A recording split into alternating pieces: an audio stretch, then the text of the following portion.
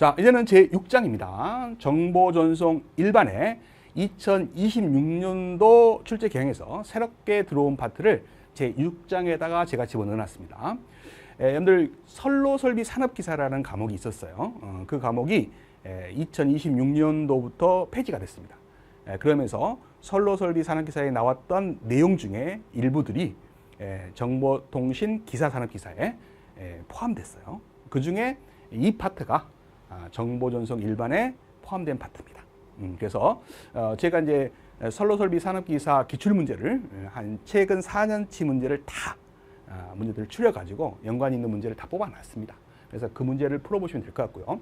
그 이외에 우리가 이제 이 선로설비 산업기사 문제 말고요. 우리가 정보통신 2차 시험인 필답형에 이 내용과 연관이 있는 문제들이 출제가 된 게 있어요. 그것들을 다 뽑아가지고 제가 여기다가 포함시켜놨습니다. 그래서 여러분들은 걱정하지 마시고 제가 추려놓은 문제와 내용들을 공부해 주시면 될 것 같고요. 특히 이제 용어 정리를 좀 해주셔야 될 것 같아요. 용어들이 필답형에 많이 나오고 있거든요. 거기 많이 나오고 있는 용어들을 객관식화 해가지고 낼 수 있으니까 그 짚어드리는 용어들만 잘 숙지를 해주시면 될 것 같습니다. 그리고 두 번째 파트는 이제 새로 들어왔다기보다는 기존에 있던 파트를 좀 연장해서 구체화한 내용 중에 필터가 있었죠. 필터를 그동안 수동 필터 위주로 출제를 했다면 능동 필터를 내겠다고 그랬어요. 그래서 능동 필터에서 나올 만한 문제들을 각종 공무원 시험이나 이런 시험에 나왔던 문제들을 제가 다 추려왔어요. 추려와가지고 여기에 넣어놨으니까 제가 설명하는 내용과 그 다음에 문제들만 정확하게 이해하시면 충분히 커버가 되지 않을까 그렇게 생각을 합니다. 자, 그러면 살펴보도록 하죠. 자, 크게 두 가지 파트로 나눴어요. 첫 번째, 통신선로 시설 및 측정. 이것이 바로 선로설비 산업기사에 이제 추가된 파트입니다. 그 다음에 두 번째, 필터, 수동 필터와 능동 필터에 대해서 알아보도록 하죠. 자, 먼저 통신선로 시설 및 측정 파트입니다. 자, 여기 처음 부분은요, 개념 위주로 공부를 해주셔야 됩니다. 개념은 너무 시간을 끌면 안 돼요. 딱딱 정의 정도만 공부하시면 될 것 같습니다. 자, 먼저 통신선로 시설 및 측정이 뭐냐? 그래서 통신선로의 시설 그리고 측정 이렇게 되어 있잖아요. 그래서 통신선로 시설 및 측정이 뭐냐면 정보통신 시스템의 원활한 운영을 위해서 필수적인 과정이다라는 거죠. 통신 케이블을 설치하고 일단 통신 케이블을 설치하고 그다음에 연결하고 그다음에 성능을 검사하는 그 일련의 작업들을 통틀어서 통신선로 시설 및 측정이라고 한다. 가볍게 보시면 되겠죠. 근데 이제 이 정의는 시험에 나올 수 있어요. 통신선로 시설이 뭐냐? 이 내용을 적어 놓고 답으로 통신선로 시설 1, 2, 3, 4에 나올 수 있어요. 통신선로 시설은 자, 통신을 목적으로 하는 유선 케이블과 그러니까 케이블이죠. 그 케이블을 지지해주는 지지대가 있어야 될 거 아닙니까? 보호해주는 보호물이 있어야 되죠. 그래서 지지 및 보호하는 공작물, 그 이외에 부대 설비 등을 종합적으로 설치하는 작업을 뭐라고 하냐?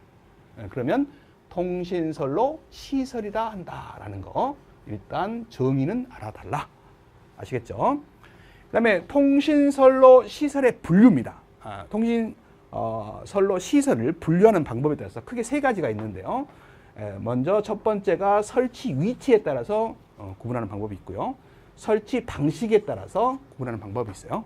그 다음에 통신 매체에 따라서 구분하는 방법이 있다. 이 세 가지 방법이 있다 이 말이죠. 먼저 이제 설치 위치에 따라서요. 옥내냐 옥외냐. 그래서 옥외 또는 옥내로 구분할 수 있다라는 거죠. 그 다음에 설치 방식에 따라서요. 이 설치 방식에 따른 분류가 시험에 나올 것 같아요. 관로식이 있어요. 관을 먼저 묶고요. 그 관 안에 선로를 설치하는 방식이죠. 그 다음에 지중직 매식이 있어요. 좀 말이 어렵습니다만 이거는 그냥 바로 선로를 땅 속에 묻는 방식이죠. 그 다음에 가공식이 있어요. 이 가공식이 우리 뭘 만든다, 가공한다 그런 뜻이 아니라 이 공이 공중할 때 공자예요, 한자로.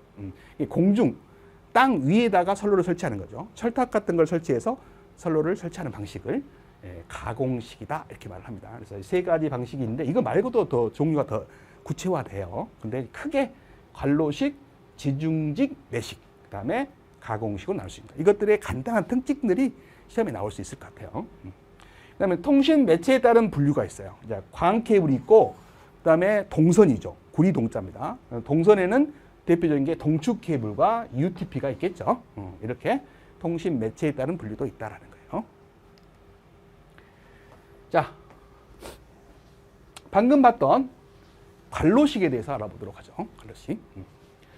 자, 관로식은 관을 땅에다 묻고요. 땅 속에다가 관을 먼저 묻는다는 거죠. 매설 한다는 것은 묻는다는 거예요. 그리고 그 관 속에다가 선로를 설치한다, 이런 뜻입니다. 그래서 맨홀 같은 걸 이용해서 그 관 안으로 전선을 넣어 관리하는 방식이다. 그래서 일명 땅속 통로다, 이렇게 말을 한다, 이 말이죠. 이 방식의 장점은 뭐예요? 관이 있기 때문에 뭔가 이게 하중을 받더라도 선로에 손상이 없겠죠. 그런 장점이 있어요. 그다음에 이제 관을 씌워가지고 선로를 넣기 때문에 상당하게 유지 보수가 비교적 쉬울 거예요. 그죠? 그런 장점이 있습니다. 단점은 이제 공사비가 좀 비싸다는 단점이 있죠. 뭐에 비해서? 지중직 매식에 비해서. 이거는 바로 선로를 땅에다 묻어버리는 방식이에요. 그러니까 하중이 있는 곳에는 이런 방식을 쓰면 안 되죠. 뭔가 이제 무게가 있는 물체가 이제 이렇게 하중을 줄 수 있는 곳에는 이런 방식을 쓰면 안 돼요. 그 대신 이제 그런 게 없는 곳에는 이런 방식을 쓰면 이렇게 설치 기간도 짧아지고 비용도 싸게 들겠죠. 그런 장단점이 있습니다. 그래서 장점으로는 공사비가 저렴하다는 거죠. 저렴하고 시공이 간단하다는 거예요. 뭐에 비해서? 관로식에 비해서. 그래서 저렴하고 시공이 간단하다. 근데 이제 하중이 있는 곳에다 해버리면 손상을 입을 수가 있다는 단점이 있다는 거죠. 이 두 개를 비교해서 공부를 좀 해주시면 될 것 같아요. 그래서 구체적으로 보시면 지중직 매직은 전력 케이블이나 통신 케이블을 땅을 파서 직접 땅속에 묻는 방식이에요. 케이블을 좀 보호하기 위해서 트러프라는 홈통을 이용하는 방법도 있습니다. 그리고 그 안에다가 모래를 채워서 넣는 방식이 있어요. 그래서 이것보다는 훨씬 비용이 싼 방식입니다. 자, 그 다음에 이제 마지막에 가공식이죠. 철탑 같은 걸 이용해서, 전주나 철탑 같은 걸 이용해서 선로를 설치하는 방식이요. 이건 장단점이 명확하죠. 외부로 나와 있기 때문에 미관상 안 좋죠. 그 다음에 이제 통신선로는 그나마 나은데, 예를 들어서 전선이 지나간다 그러면 그 주변에 있는 주민들이 되게 싫어하죠. 땅값이 떨어지고, 그 다음에 아파트 가격이 떨어지고 막 그렇잖아요. 그 몸의 건강상도 해로울 수 있죠. 그런 단점이 있어요. 그래서 요즘은 이제 이런 가공식은 지향하는 방식입니다. 그래서 이제 이런 방식은 이제 앞으로 이제 많이 사라지겠죠.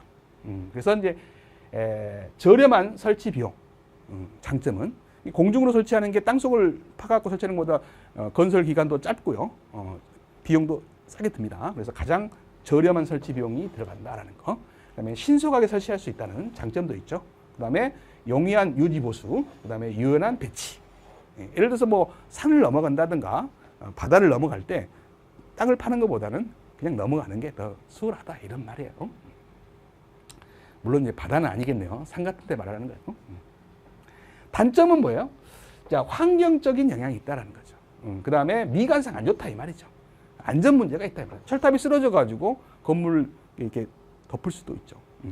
그 다음에 이제 유도 장애, 사람의 인체에 해로울 수 있다라는 거예요. 그래서 이런 장단점이 명확하죠.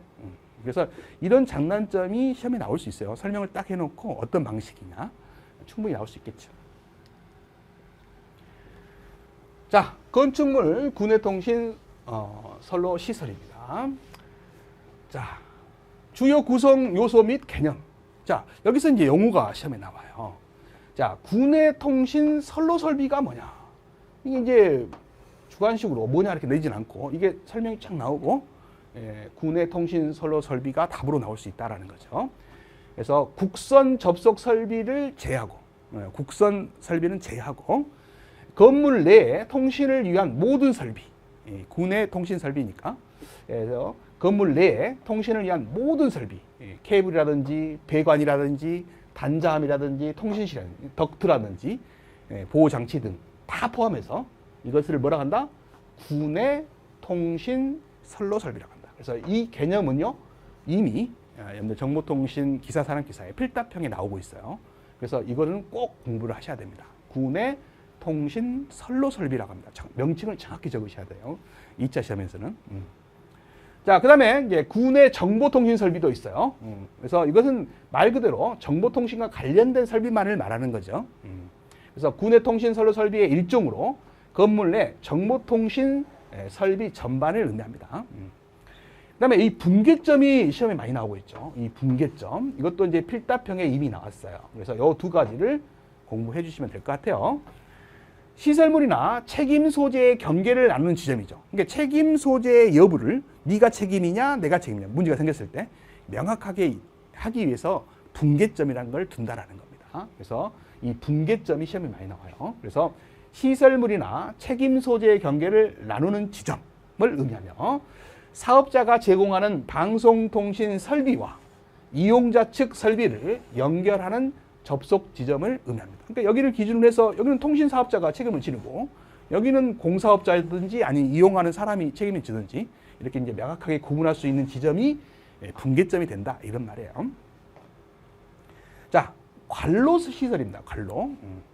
케이블이 지나갈 수 있도록 설치하는 배관, 통신 터널, 배선반, 통신 단자음 등의 시설을 관로 시설이다 이렇게 말합니다. 그래서 이런 정의들을 알아두시면 되겠죠. 그다음에 군의 통신실입니다. 정의예요. 통신용 파이프 샤프트 및 통신 단자함을 설치하기 위한 공간으로 통신 배관실이라고도 부른다 하는 거예요. 그래서 이제 이런 정의들이 시험에 나올 수 있는데 그 중에서 군의 통신 선로 설비, 그다음에 분계점은 이미 2차 시험인 필답형에도 나오고 있는 거니까 정확하게 외우셔야 됩니다. 그래야 이것들이 이제 객관식 화해에서 출제가 될 수 있다 이런 말이에요. 자, 이제 설치 기준 및 의무 파트입니다. 여기는 이제 어떤 게 시험에 나올 수 있냐면 이런 것들을 나열해 놓고 틀린 문장을 골라라 이렇게 나올 수 있는 거예요. 자, 일단 설치 대상 건축물. 자, 전기통신사업법에 따라서 군의 통신 선로 설비를 갖춰야 되는 건물들은 이런 조건들을 다 갖춰야 된다 이런 뜻입니다. 자, 설치의 의무예요. 주거용, 업무용 건축물에는 최소의 훼손수 기준을 의무적으로 충족해야 됩니다. 구체적인 건 이 밑에 나와 있어요. 자, 주거용일 때는요. 주거용일 때는 단위 세대당 UTP 케이블에 1회선 이상이 있어야 돼요. 1회선 이상이 들어가야 된다 이 말이에요. 그 다음에 광섬유 케이블에 2코어입니다. 2코어 이상의 광 케이블을 설치해야 된다. 그래서 UTP 케이블의 경우는 1회선 이상, 광 케이블의 경우에는 2코어 이상의 선로가 들어가야 된다. 주거용일 때. 자, 업무용일 때는요. 자, 이거 업무용일 때는 단위 세대당이 아니라 이제 업무 구역, 즉 10제곱미터죠. 10제곱미터당 UTP 케이블 1회선 이상이 들어가야 되고 광 케이블일 경우에는 2코어 이상이 들어가야 된다. 그래서 이거는 10제곱미터 당이에요. 그래서 이제 내용이 같으니까 외우기는 쉽겠죠. 그다음에 이제 2017년도부터요. 이 이동통신 설비가 의무화가 됐어요. 그래서 재난상 발생 시에 건물 내 음영재 해소를 위해서 2017년도 5월 달에 이 이동통신 설비가 설치가 의무화됐다라는 거 알아두시면 될 것 같습니다. 그래서 이런 것들이 이제 내용이 쫙 나와가지고 틀린 문장 찾아라라는 것들이 나올 수 있다라는 겁니다. 자, 여기도 이제 시설 기준이죠. 자, 먼저 연장 및 갱신의 용이성이 있어야 된다라는 거죠.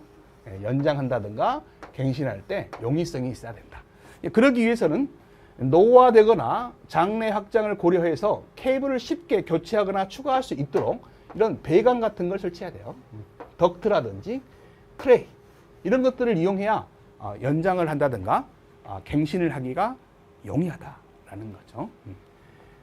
그 다음에 접지 파트입니다. 접지. 통신 설비의 안전한 운영을 위해서 접지 시설을 설치해야 된다.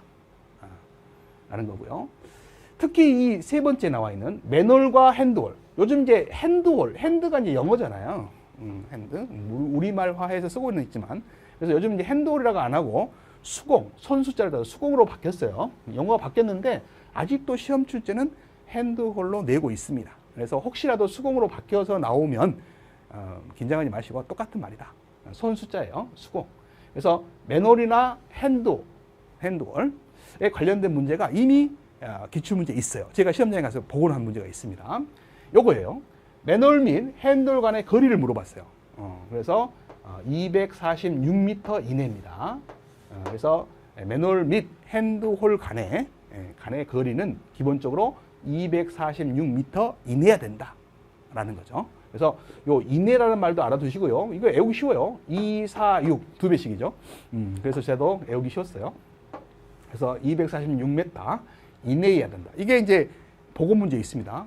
제가 시험장에 갔을 때 설비 기준에서 나왔어요. 설비 기준 문제에 나왔습니다. 그래서 246m 이내야 된다. 알아두시면 좋을 것 같아요. 그래서 이런 이제 조건들 뭐 틀리게 설명해가지고 맞는 문장 골라라, 틀리는 문장.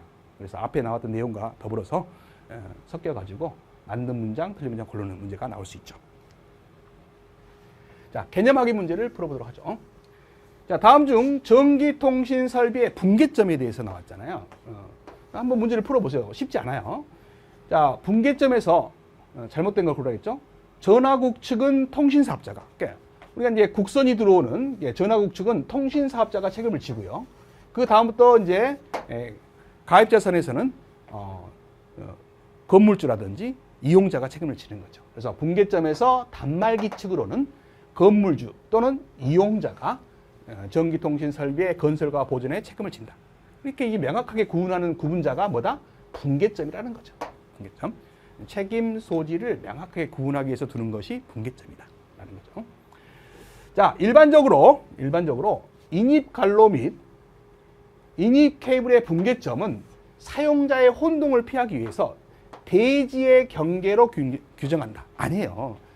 여러분들 건물 내냐, 건물 밖이냐를 기준으로 해서 붕괴점을 보통 구분을 하지 이 대지의 경계로 구분하는 건 아니에요.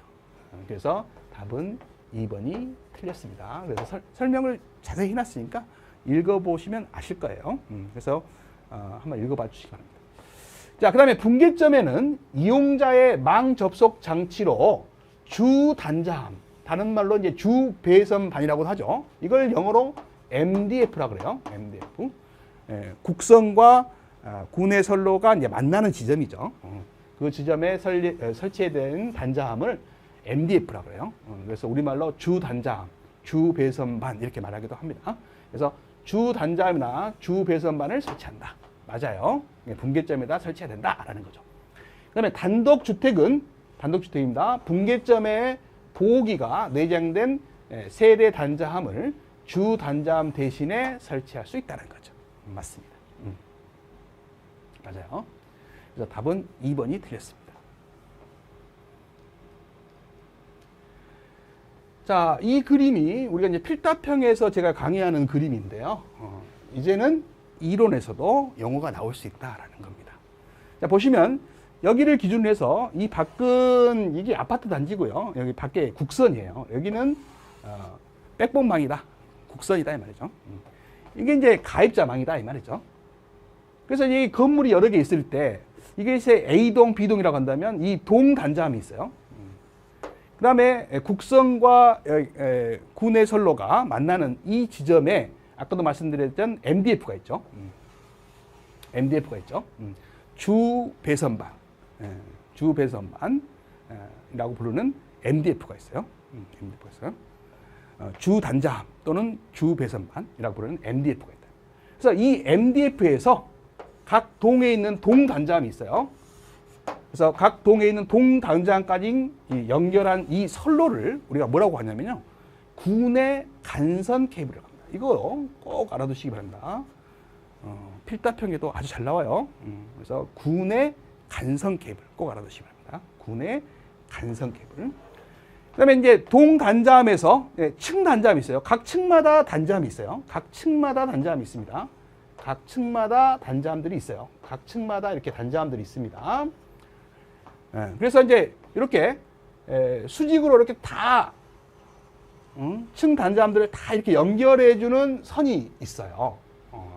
이렇게 수직으로 다 연결해주는 선이 있습니다. 이렇게 이게 바로 뭐예요? 수직 배선계입니다. 이게 수직 배선계라고 해요. 이렇게 수직으로 층 단자함들을 다 이렇게 연결해 주는 선을 수직 배선계라고 합니다. 용어 정리를 잘 하셔야 돼요. 근데 이제 층 단자함과 층 단자함 사이사이를 이렇게 연결해 주는 선이 있어요. 이 전체를 다 연결해 주는 선이 아니라 이 층 단자함 사이사이를 연결해 주는 선을 우리가 건물 간선 케이블이라고 합니다. 그러니까 용어 정리를 잘 해주셔야 돼요. 건물 간선 케이블은 층과 층이에요. 층 단자함과 층 단자함을 연결해 주는 선이죠. 자, 그 다음에 이제 한 층에는 여러 세대들이 살 수 있죠. 여러 세대들이 있을 수가 있어요. 예, 그래서 세대마다 달려있는 단자함을 세대 단자함이라고 합니다. 이런 것을 세대 단자함이라고 해요. 그래서 여기 층 단자함에서요, 이 세대 단자함까지 이렇게 인출구까지 연결해주는 선이 있습니다. 예, 그것을 우리가 수평 배선계라고 합니다. 수평 배선계라고 해요. 수평 배선계. 그래서 이런 용어들이 헷갈리지면 안 돼요. 그래서 시간을 두고 좀 외워주시기 바랍니다. 다시 한번. 이 백봉망과 구내 선로를 사이에 두고 경계점, 분계점이죠. 분계점에다 설치하는 배선반이 주배선반이죠. 주배선반. MDF라고 하는 주배선반. 네, 주배선반이에요. 주단자함이라고도 해요. 자, 그 다음에 이제 동마다 설치해져 있는 동단자함이 있고, 층마다 설치되는 층단자함이 있어요. 그래서 이 주단자함에서 동단자함까지 연결해주는 선을 우리가 구내 간선 케이블이라고 합니다. 그러니까 주단자함에서 동단자함 또는 동단자함에서 동단자함까지 연결해주는 선을 뭐란다? 구내 간선 케이블이라고 한다. 그 다음에 층마다 층단자함이 있는데 이 층단자함을 싸그리 위에서 아래까지 쭉 연결해주는 것을 수직 배선계라고 합니다. 그 다음에 층단자함과 층단자함 사이사이를 연결해주는 케이블을 건물 간선 케이블이라고 그래요. 그 다음에 세대 단자함이 있는데 세대 단자함과 층 단자함 사이를 이렇게 수평으로 연결해주는 선이 있어요. 그래서 인출구까지 이렇게 연결해주는 선을 수평 배선계다 이렇게 말합니다. 그래서 이런 용어들이 언제든지 나올 수 있다. 알아두시기 바랍니다.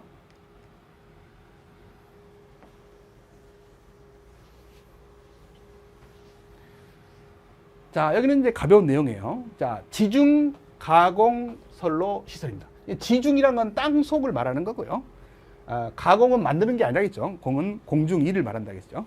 그래서 지중, 땅 속과 가공, 땅 위를 말하는 거예요. 선로 시설에 대해서 알아보도록 하죠. 자, 지중 가공 선로 시설은 지중, 땅 속이죠. 네, 가공, 땅 위예요.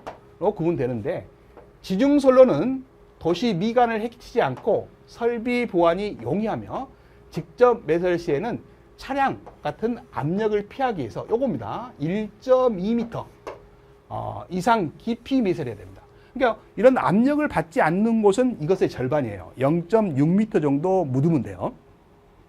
근데 이제 이런 차량 압력 같은 것을 받을 수 있는 곳에는 1.2m 이상 깊이로, 그 이상의 깊이로 매설을 해야 된다. 아시겠죠? 그래서 이 1.2m 꼭 외우셔야겠죠? 하중에 염려가 없는 곳에는 이것이 절반이에요. 얼마요? 0.6m입니다. 이걸 꼭 외워주시기 바랍니다. 그래서 반면 가공선로는 전주나 철탑, 이렇게 땅 위의 선로는 전주나 철탑 등 지지물을 이용해서 전선을 공중에 설치하며 일반적으로 전력이나 통신을 전송한다라는 겁니다. 그래서 지중 선로 시설과 가공 선로 시설에 대해서 살펴봤습니다. 자, 먼저 더 자세하게 살펴보기 위해서 지중 선로입니다. 지중 땅 속으로 들어가는 선로. 땅 속에 묻어 설치하는 전선로로 도시 미관 개선과 설비 보안 유지가 용이하다는 특징 알아두시고요. 자, 직접 매설 시기에서는요, 차량 압력을 받을 우려가 있는 곳은 깊이가 1.2m 이상해야 된다. 그 외에 차량 압력을 받을 염려가 없는 곳은 그것의 절반인 0.6m 이상이어야 된다. 아시겠죠? 그 다음에 이제 견고한 트라프라든지 방어물에 넣어 시설해야 한다라는 거고요.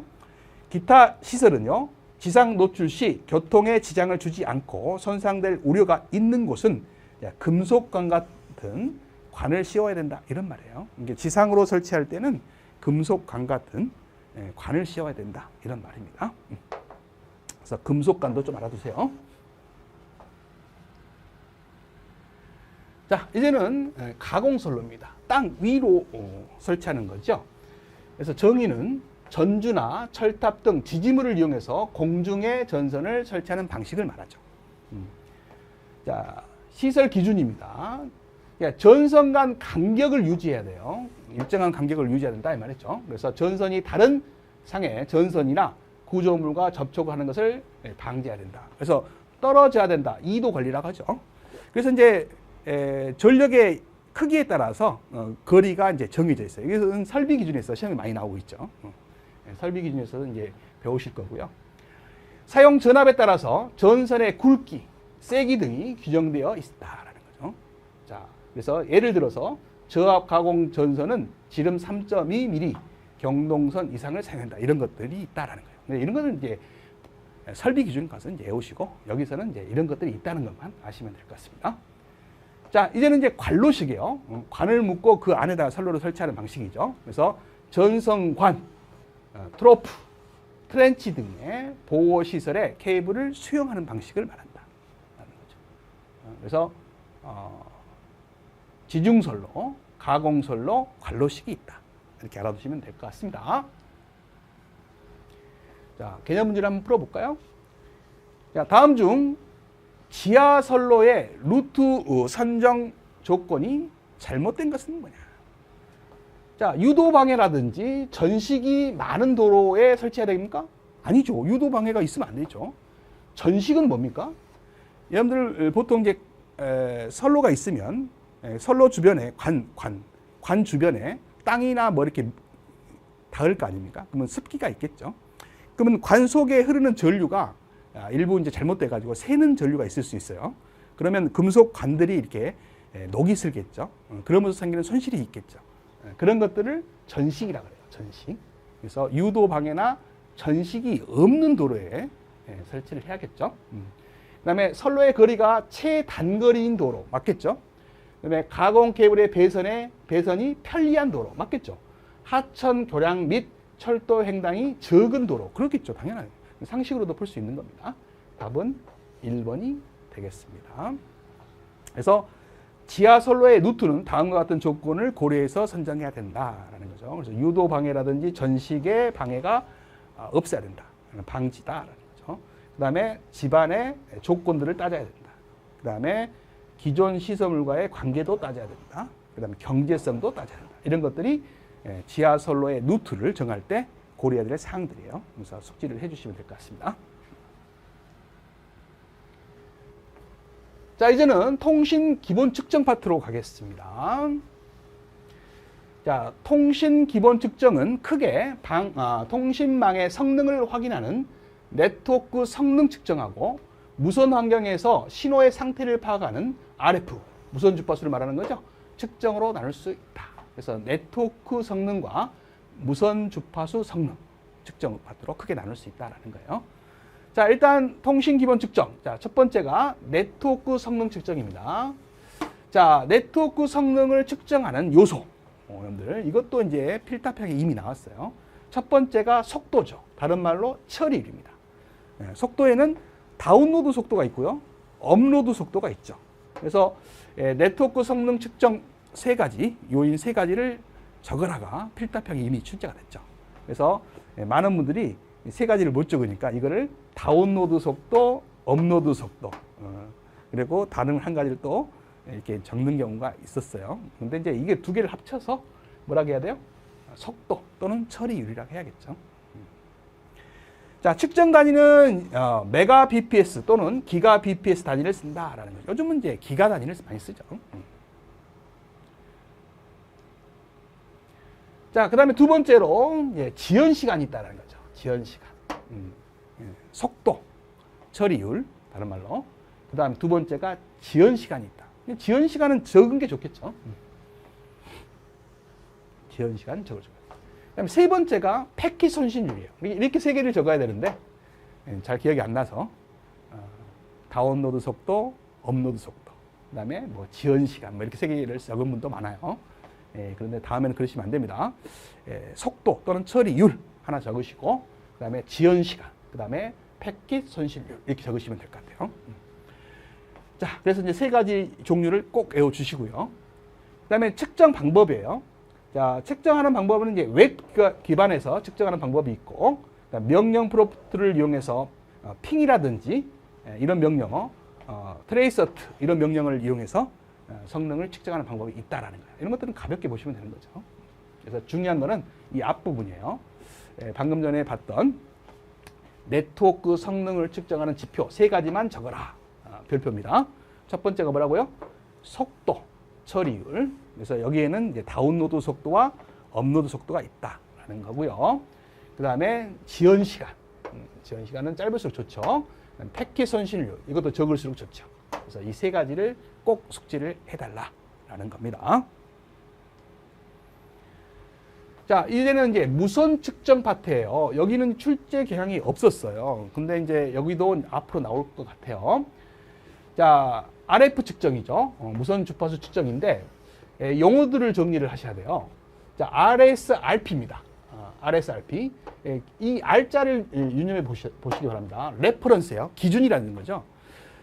기준파 측정이에요.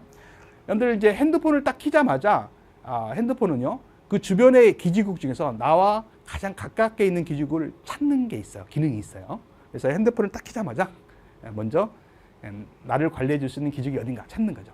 그 기지국들이 일정한 신호를 내고 있어요. 그걸 파일럿 신호라고 합니다. 파일럿.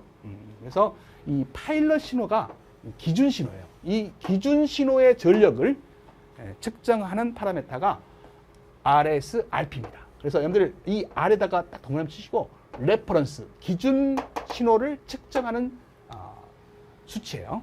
그래서 이 파일럿 신호인 기준 신호의 전력을 측정하는 파라미터가 RSRP다. 그래서 핵심어가 이 앞에 있는 R이에요. 그래서 R자를 보시고 레퍼런스라는 단어를 보시고 이 레퍼런스가 기준 신호다 이 말이죠. 그래서 파일럿 신호의 전력을 측정하는 수치를 RSRP라고 합니다.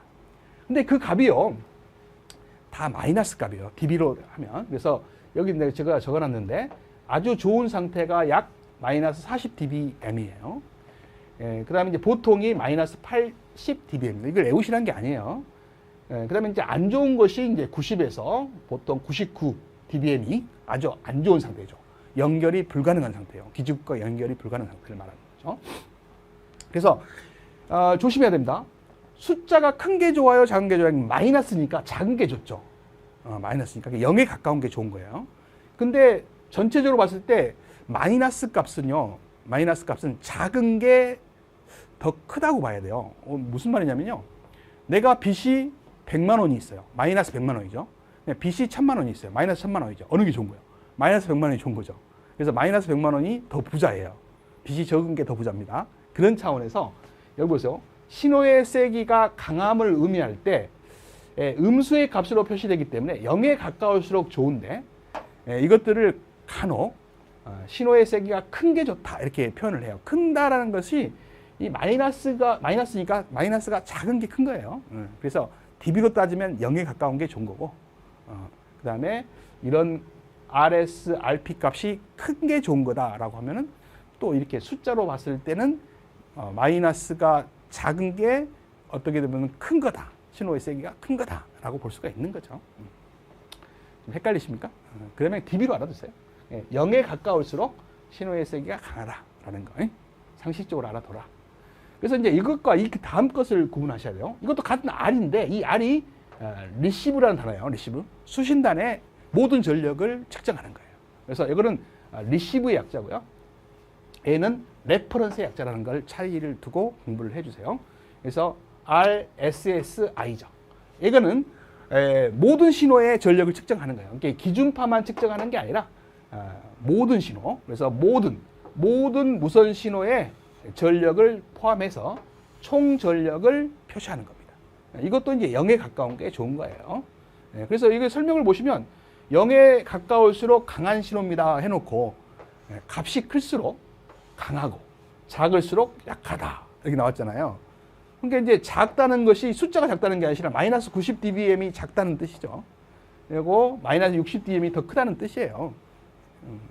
좀 헷갈리실 수 있겠지만 마이너스는 적은 게 더 좋은 거다 라는 차원에서 더 크다고 표현한 거다 이런 말이에요. 하여튼 dBm으로 따지면 둘 다 dBm으로 표시하는데 0에 가까운 게 좋은 거다. 아시겠죠? 다 마이너스 값이니까. 네, 그런 뜻입니다. 뭐 거기까지는 안 나올 것 같고요. 일단 RSRP라는 거, 그 다음에 RSSI라는 거 두 개를 비교했을 때 이 RSRP는 기준파 전력만 측정하는 거죠. 그래서 이 파일럿 신호가 이제 뭘 결정을 하느냐면요. 핸드오프 기능이죠. 기주국을 이제 세기를 측정하는 거니까 핸드오프. 하나의 셀에서 다른 이웃하는 셀로 이동할 때 통화가 이제 끊기지 않고 연결할 수 있는 기능을 핸드오프 기능이라고 하잖아요. 그런 핸드오프, 다른 말로 핸드오버라고 하죠. 핸드오버 기능을 결정할 때 쓰는 신호 세기가 RSRP라는 거 알아두시면 될 것 같습니다. 그 다음에 이제 신호대 잡음비죠. SINR이라는 거. 이것은 클수록 좋아요. 그래서 신호 품질을 따지는 지표죠. 그래서 SINR, 신호대 잡음비다 이렇게 생각하시면 됩니다. 그래서 클수록 좋다라는 거죠. 그래서 이런 것들을 포함해서 무선 측정 파트의 내용을 공부해 달라라는 겁니다. 이건 한 번도 나온 적이 없어요. 그래서 이런 용어를 공부해 두시면 좋을 것 같습니다. 자, 이제는 네 번째입니다.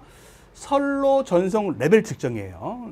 선로의 전송 레벨을 측정하는 방법에 대해서 배워보는 거죠.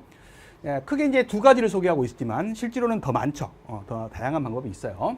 그중에 대표적인 방법이 전송 선로 전송 레벨을 측정하는 대표적인 방법이 시간 영역 반사 측정 방법이 있어요. 일명 TDR이라고 하죠. 얘는 이제 펄스파를 이용해요. 그래서 상승 속도가 빠른 어떤 펄스파를 이용해서 전송을 해서 반사되어 오는 반사파를 연구하는 거예요. 그래서 선로에 어떤 단절된 끊겨져 있는 불연속점을 찾아낸다든지 어떤 선로의 길이를 측정한다든지 또는 선로의 특성 임피던스를 측정한다든지 이런 등등에 이용되는 측정 방식이 시간 영역 반사 측정 방식입니다. 일명 TDR이라고 하죠. 좀 더 정밀하게 이제 측정하는 방법 중에 하나가 네트워크 분석기죠. 네트워크 분석기. 이는 이제 주파수 영역에서 분석하는 거예요. 그래서 S 파라메타라는 것을 이용해서 투과 손실이라든지 반사 손실, 그래서 투과 개수, 반사 개수 등등을 알아볼 수 있는 측정 방법이 네트워크 분석기죠. 그래서 이 두 가지가 소개되고 있습니다. 그래서 TDR은 펄스 신호를 보낸 다음에 반사파를 분석해요. 그래서 선로의 특성 임피던스라든지 끊긴 점, 불연속점이라든지 어떤 선로의 길이 등등을 측정할 수 있다는 거죠. 그래서 이는 이제 전송 선로의 품질과 신호 손실을 간접적으로 파악한다고 그래요. 왜냐하면 반사파를 이용하다 보니까 간접적으로 파악한다고 표현을 하죠. 자, 이에 반해서 이제 네트워크 분석기는요. 네트워크 분석기는 복소수 파라미터, S 파라미터죠. S 파라미터를 이용해서 반사 계수라든지 삽입 손실 이런 것들을 측정할 수 있는 측정기가 네트워크 분석기죠. 좀 더 정밀한 분석이 가능하다라는 특징을 갖고 있다. 알아두시면 되겠죠. 자, 이 두 방식을 더 세세하게 표현을 해놨습니다. 그래서 선로 전송 레벨 측정에서 보시면요. 주요 측정 방법에 방금 전에 말씀드렸던 시간 영역 반사 측정기 TDR에 대해서 나와 있네요. 자, 원리가 나와 있습니다. 상승 속도가 빠른 펄스파를 이용한다겠죠. 그래서 상승 속도가 빠른 펄스 신호를 전송 선로에 보낸 다음에 반사되어 돌아오는 반사파를 이용하는 거예요. 그 반사파를 분석해 내 가지고 선로의 특성 임피던스라든지 불연속점이라든지 어떤 선로의 길이를 측정할 수 있는 장치가 TDR이다라는 거예요. 그래서 여기 보시면 선로의 임피던스, 불연속점, 그 다음에 길이 이런 거를 측정할 수 있다는 거죠. 좀 어려운 내용인데 스큐라는 것도 측정할 수 있어요. 스큐는 직역을 하면 비스듬하다라는 뜻인데요. 어디서 사용되는 거냐면 차동 선로 간의 시간 지연을 측정할 때 쓰는 거예요. 차동 선로라는 게 뭐냐면 정반대의 극성을 갖고 있는 두 극성, 하나는 플러스면 하나는 마이너스 극성을 갖고 있는 파를 동시에 보내가지고요. 수신단에서 그 두 파의 전압의 차를 수신함으로써 그 정도를 추진함으로써 어떤 측정 내용을 측정하는 이런 방식을 차동선로라고 그래요. 차동선로. 그래서 그런 차동선로 간의 시간 지연을 우리가 뭐라고 해요? 스큐라고 합니다. 스큐. 이런 스큐 현상도 뭐로? TDR로 측정이 가능하다. 좀 어렵지만 알아두시기 바랍니다. 그래서 활력 농도를 보시면 어떤 고속 회로의 신호 품질 분석이라든지 케이블의 고장 진단에 사용되는 방법이 이런 TDR이다. 자, 이에 반해서 이제 좀 더 정밀 분석이 가능한 네트워크 분석기죠. 자, 이 네트워크 분석기는 주파수 범위에서 신호를 보내고 신호가 전송선로를 통과하면서 발생하는 어떤 반사, 그다음에 투각 이런 현상을 통해서 반사 손실이라든지 삽입 손실 이런 것들을 측정해 낼 수 있는 장치가 뭐예요? 네트워크 분석기다라는 겁니다. 그래서 이제 S 파라미터를 이용한다 했죠, 제가. 그래서 S11이 반사 손실을 의미하고요. S21이 투과 손실을 의미하는 게 됩니다. 자, 활용 범위를 보시면요. 전송선로의 성능을 주파수 영역에는 주파수 영역에서 좀 더 정밀하게 분석하는 데 사용된다. 자, 주요 측정 요소입니다. 특성 임피던스. 전송선로의 고유한 임피던스를 특성 임피던스라고 해요. 그 다음에 전파 지연. 전파 지연은 짧을수록 좋은 거죠. 그 다음에 스큐. 아까 말씀드렸던 좀 어렵지만 스큐 현상. 그 다음에 삽입 손실. 이런 것들을 측정할 수 있는 장치들이다. 이 말이죠. 주요 측정 요소들입니다. 특성 임피던스, 전파 지연, 스큐, 그 다음에 삽입 손실. 자, 문제를 한번 풀어보도록 하겠습니다. 다음 중 데시벨의 단위에 대한 설명으로 틀린 것은 그랬어요. 우리가 dB는 시험에 안 빠지고 나오죠. 그래서 공부를 따로 하셨는데 dB 뒤에 뭔가가 붙어 있어요. M이라고 붙어 있다 이 말이죠. 이것은 기준이 있다겠죠. 이 M은 1mW가 기준이라겠어요. 1mW. 그래서 와트는 전력의 단위니까 전력은 10로그를 취한다겠죠. 그래서 10로그 이 기준이 요거라겠죠. 그래서 1mW분에 물어보는 전력을 대입해서 우리가 dB를 구하는 것이 dBm이다. 그랬습니다. 그래서 1mW가 기준 레벨에 대한 전력을 측정하는 전력 레벨이다라는 겁니다. 맞습니다. 그 다음에 3번에 보시면 dBV가 있어요. 이 V가 붙어 있는 건요. 이 V는 전압을 나타내는 거죠. 볼트. 전압을 나타내는 거예요. 그래서 기준이 뭐가 돼요? 1볼트가 기준인 거죠. 그래서 이것도 전압이니까 20로그를 취하는 거죠. 얘는 20로그, 전압은 20로그예요. 자, 기준이 1볼트고 물어보는 어떤 전압이 있을 때 이렇게 구하는 dB가 dB 볼트다라는 겁니다. 그래서 1볼트가 기준 레벨이다 이 말이죠. 그래서 전압이라는 거죠. 레벨을 의미한다. 맞습니다. 그다음에 4번에 dB 마이크로볼트도 마찬가지예요. dB 다음에 이제 마이크로볼트가 붙어 있죠. 이게 이제 기준이죠. 그래서 1 마이크로볼트가 기준인 거죠. 볼트니까 20로그죠. 그래서 20로그 기준이 1 마이크로볼트분에 주어진 전압 구한 것이 dB 마이크로볼트가 되는 거죠. 그래서 기준이 1 마이크로볼트가 기준이고 전이 레벨이다라는 거죠. 맞습니다. 근데 이제 이번에 나와 있는 dBr은 기준이 이제 딱히 정해져 있지 않아요. 문제를 봐야 된다 이 말이죠. 그래서 1W가 기준이다 땡이에요. 그죠? 그래서 상대 레벨이라는 건 맞습니다. 그래서 상대 전력 레벨일지 그것은 이제 문제를 봐야 되죠. 그래서 보통은 전력 레벨이면 10로그를 취하죠. 10로그를 취해서 기준값이 있을 거 아닙니까? 그래서 기준값이 정해지면 물어보는 현재값이 있을까요? 현재값. 이렇게 해서 dB를 구하는 것이 dBr이다 라는 거예요. 그래서 1W로 정해져 있지 않다라는 겁니다. 그래서 이게 틀렸어요. 자, 이제는 5번째 광 케이블의 측정으로 갑니다. 자, 광 케이블은 광원 및 전력계로 광원과 전력계, 파워미터라고 하죠.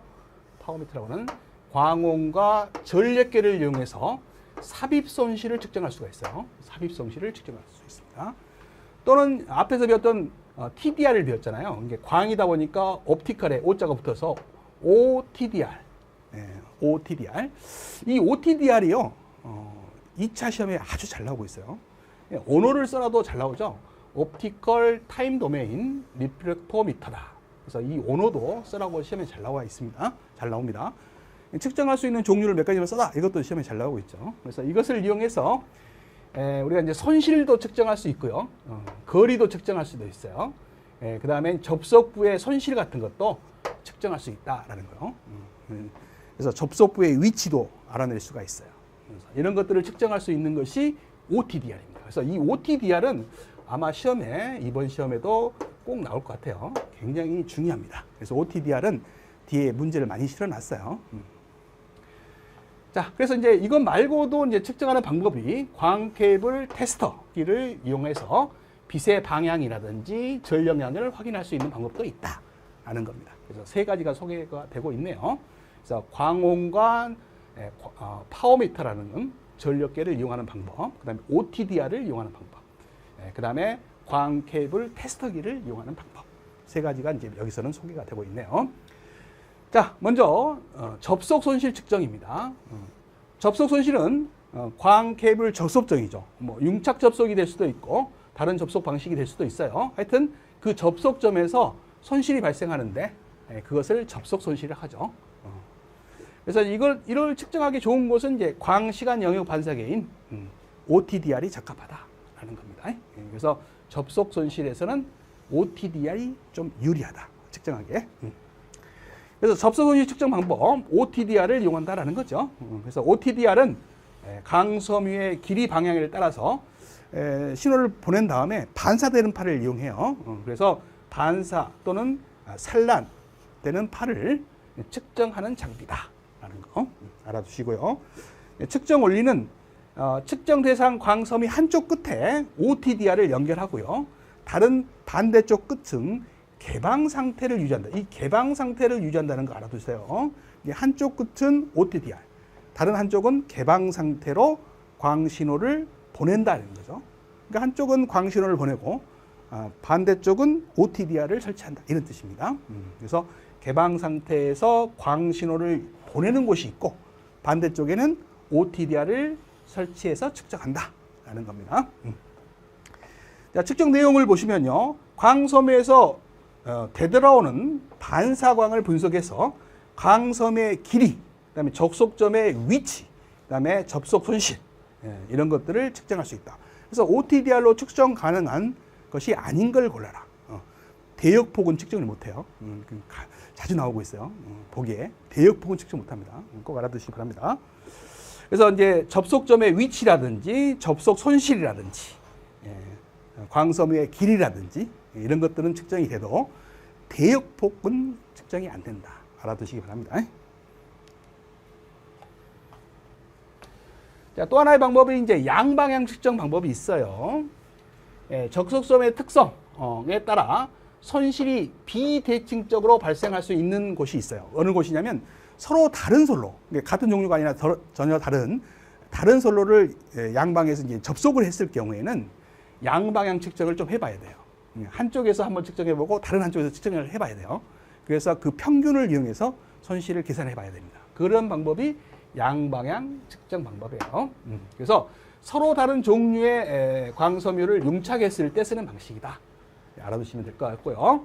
자, 이러한 경우에 양방향에서 각각 OTDR로 측정한 다음에 그 평균값을 이용해서 접속 손실을 산정하게 되면 좀 더 정확한 값을 얻을 수 있는 방식이 양방향 측정 방식이다. 그래서 서로 다른 종류의 섬유를 융착했을 때 쓰는 방식이다. 이렇게 알아두시면 되겠습니다.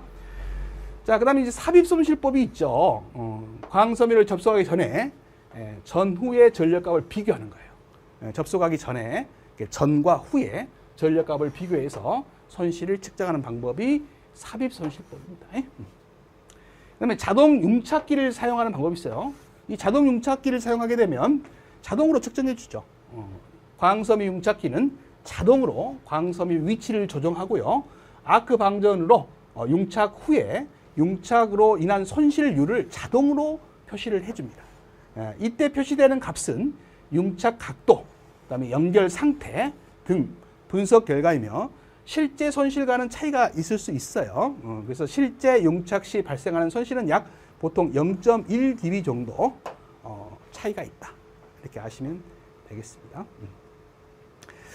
접속 손실의 허용 기준, 이걸 알아두시기 바랍니다. 접속 손실의 허용 기준, 최소화.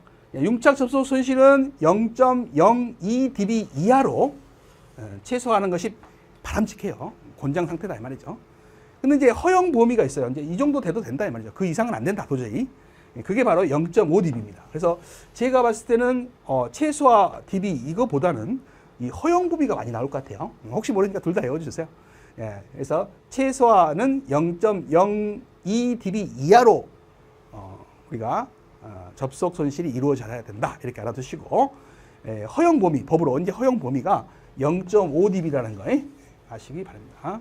그래서 접속 손실이 0.5dB 이상이 돼버리면 접속 불량으로 간주하는 거예요. 그래서 0.5dB 미만이 돼야 된다라는 거죠. 그래서 0.5dB 미만이 돼야 된다. 좀 알아두세요. 가장 이상적인 것은 0.02dB 이하로 하면 더 좋다 이 말이죠. 엄청 좋다 이런 말입니다. 자, 개념 확인 문제로 가겠습니다. 자, 광 케이블 공사 시 측정 위치에 광섬유 손실을 확인하고자 하는 경우에 사용되는 장비, 대표적인 장비가 뭐예요? OTDR로 알고 계시면 좋을 것 같아요. OTDR입니다. 그래서 여기에 답은 OTDR이요. 그래서 우리가 이제 광원과 광 파워 메터를 이용하는 방법이 있었죠. 아까 앞에서. 그다음에 광 스플리터는 이제 광 신호를 나눠주는 장치죠. 그래서 이제 자세한 설명은 여기 써놨으니까 살펴보시고 여기서 답이 될 수 있는 건 OTDR밖에 없죠. 자, 이번에는 이제 총 손실 측정이에요. 광 케이블의 총 손실. 그래서 측정 방법입니다. 일단 이제 광원과 전력계를 이용하는 방법이 있죠. 그래서 광원과 전력계를 이용해서 투과 측정법, 삽입법으로 측정한다든지 앞에서 말씀드렸던 OTDR을 이용하는 방법이 있죠. 광시간 영역 반사계를 이용해서 간접적으로 측정. 이거는 이제 반사파를 이용하니까 간접적으로 측정한다 이런 표현을 써요. 자, 그래서 이제 투과 측정법 앞에서 말했던 삽입법이죠. 투과 측정법은 광 케이블의 양 끝에 광원과 전력계를 연결해서 송신 광 전력과 수신 광 전력의 비율로부터 직접 손실을 계산하는 방법을 우리가 이제 직접적인 방법이다 이렇게 표현을 하는 거고요. OTDR은 반사파를 이용하잖아요. 그래서 광 신호를 펄스 형태로 보낸 다음에 반사되어 오는 신호를 분석해서 손실 구간과 총 손실을 측정하는 방법 두 가지가 있다라는 겁니다. 그래서 투과법, 투과 측정법입니다. 다른 말로 삽입법이라고 하죠. 그래서 이제 광섬유를 통과한 광 전력의 감쇄량을 직접 측정하는 방법이죠. 그래서 광원하고 반대쪽에 전력계를 측정해서 송신할 때의 전력과 수신되는 전력을 비교해서 구하는 겁니다. 그래서 구하는 공식은 이렇게 돼요. 자, 10로그. 이게 이제 도착한 수신되는 전력입니다. 광신호 전력이요. 그다음에 이제 보낸 전력이죠. 그래서 도착한 수신 쪽에 광 전력 분해, 보낼 때의 총 광 전력을 10로그를 취한 것이 총 손실 계산 방법이에요. 자, 장점으로는 이제 실제 사용되는 시스템의 손실과 매우 밀접한 값을 얻을 수 있다. 그러니까 정확도가 높다 이런 뜻이죠. 자, 이에 반해서 이제 OTDR로 측정하는 방법이죠. 자, OTDR은 광섬유에 펄스 형태의 광신호를 보내가지고 광 케이블 내부에 불균일한 부분이나 접속부 등에서 반사되어 돌아오는 광신호를 분석하여 손실을 측정하는 방법이 OTDR의 측정 방법이죠. 자, 그래서 측정 방법은 OTDR을 광 케이블의 한쪽 끝에 연결한다라는 거죠. 그 다음에 OTDR이 자동으로 광 신호를 보내고 되돌아오는 반사파 신호를 분석함으로써 손실량을 측정할 수 있다라는 거예요. 그래서 측정 결과로 그래프를 통해 구간별 손실이라든지 접속 손실이라든지 총 손실 등을 확인할 수 있다. 뒤에 문집풀이 가시면 그림으로 구간별 손실, 그다음에 접속 손실, 총 손실을 계산하는 문제가 있어요. 그걸 풀어보시면 됩니다. 이미 필답형에 출제가 됐던 문제죠. 그래서 그런 문제를 통해서 공부하시면 좀 더 잘 외워지실 거라 봅니다. 장점은 케이블의 전체 길이에 대한 손실 분포를 시간적으로 파악할 수 있어 접속 불량 지점을 쉽게 찾을 수 있다는 장점이 있다라는 겁니다. 자, 세 번째, 광출력 측정입니다. 반복되는 것 같네요. 광출력은 광파워미터, 광원과 광파워미터를 사용해서 측정하며 광원으로부터 나오는 빛의 에너지를 와트죠. 전력의 단위가 와트 단위로 표시합니다. 측정 방식에는 광파워미터가 직접 입사되는 빛의 전력량을 측정하는 방법과 광학 부품에 입사되는 광출력과 반사되어 돌아오는 광출력을 모두 측정해서 반사 손실을 계산하는 방법이 있다라는 겁니다. 그래서 여기 주요 측정 원리 및 방법에 광파워미터를 사용하는 방법, 광원으로부터 나오는 빛을 광파워미터의 센서에서 직접 입사시켜 전력을 측정하는 방법이에요. 측정 단위는 와트나 마이크로와트 단위를 쓴다라는 거고요. 반사 손실 측정이 있다. 두 개의 광전력 센서와 광커플러를 사용하여 측정한다. 그래서 한 센서로 기기에서 반사되어 돌아오는 광출력을 측정하고 다른 센서로 기기로 입사되는 광출력을 모니터링한다. 그래서 이 두 값의 비율을 통해 광학 부품의 반사 손실을 계산하는 방법이다.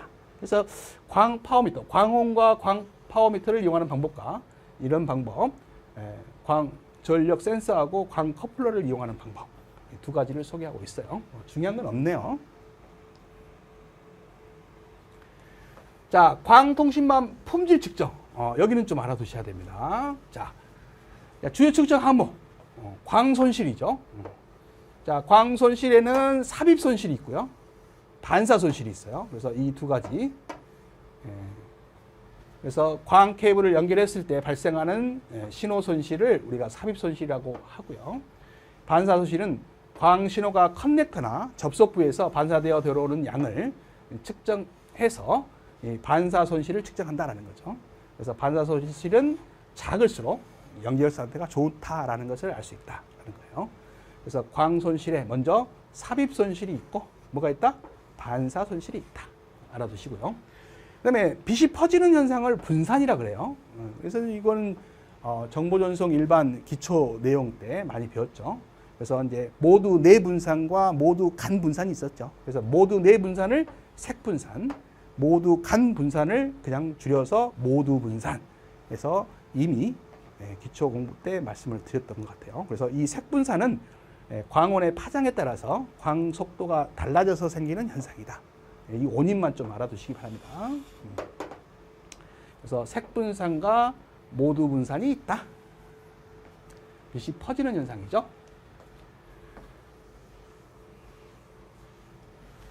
자, 주요 측정 장비 및 방법이에요. 계속 반복되고 있습니다. 자, OTDR이죠. 광시간 영역 반사계. 측정 방법은 어떻게 되세요? 광 케이블에 광 신호를 보내고 반사되어 돌아오는 신호, 반사파를 분석해가지고 거리라든지 어떤 손실이라든지 특성 임피던스라든지 뭐 이런 것들을 다 측정할 수 있는 거죠. 대역복 측정은 안 된다 했죠. 대역복 측정은 안 된다. 그 다음에 주요 기능 여기 나와 있네요. 광 케이블의 길이, 전체 손실, 적속점, 커넥터 손실, 단선 지점 이런 걸 파악할 수 있는 것이 OTDR입니다. 그래서 이걸 이제 필답형에서 물어보는 거죠. OTDR에서 측정 가능한 종류를 3가지 이상 써라. 이렇게 3가지를 써라. 광 케이블의 길이 측정할 수 있고요. 전체 손실, 그다음에 접속점의 손실, 그다음에 커넥터의 손실, 그다음에 단선 지점 이런 것들을 다 파악할 수 있는 것이 OTDR이다. 꼭 알아두시기 바랍니다. 사용하는 방법, OTDR 포트에 광 케이블 한쪽 끝을 연결하고 다른 쪽 끝은 개방 상태를 유지한다 그랬어요. 이런 것들을 알아두시기 바랍니다. 자, 이제는 광원과 파워미터를 이용하는 방법이 있죠. 그래서 광원과 광파워미터를 이용하는 방법. 측정 방법은 자, 광원에서 광신호를 발생시킨 후에 광파워미터로 케이블을 통과한 광신호의 전력을 측정해서 손실을 측정하는 방법이죠. 자, 주요 기능으로서는 광 케이블의 전체적인 감쇄량을 측정하며 설치 초기 성능 확인이나 주기적인 점검에 활용하는 방법이다. 있습니다. 특징들이 나와 있는 거죠. 그래서 이 두 가지가 이제 중요한 것 같아요. OTD라고 광원과 광 파워미터를 이용하는 방법. 이거 말고도 이제 기타로 광원 시각 화기가 있고요. 여기 보면 MPO라는 게 있어요. 뭐 이런 것은 참고적으로만 알아두세요. 이런 건 나올 가능성이 희박해요. 그래서 이 두 가지 방법만 정확히 외워두시고 이런 방법도 있다라는 정도만 알아두시면 되겠습니다. 자, 이제는 이제 품질 저하의 원인이 나와 있어요. 이것도 간단히 공부하시면 돼요. 다 읽어보면 알만한 거죠. 광 케이블의 물리적인 손상.